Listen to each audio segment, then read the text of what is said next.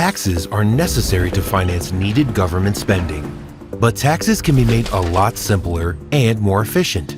A uniform consumption tax is the best way for the government to raise revenue with the least damage to the economy.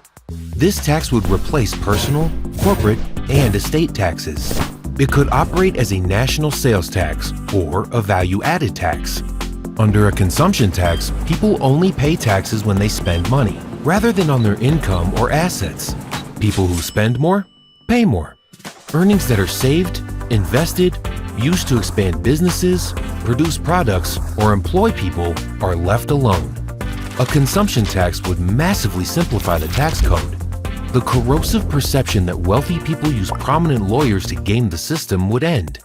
Rather than complex tax maneuvers and garnering subsidies, businesses could focus on making better products. The most common complaint about a consumption tax is that it falls equally on everybody and thus does not transfer enough resources from better off to worse off. But a consumption tax can easily be progressive. There could be an exemption up to a specified dollar amount of consumption, or equivalently, the government could send everyone a check for that amount. And if a flat consumption tax funds transfers and social programs, then the whole system can be as progressive as voters like.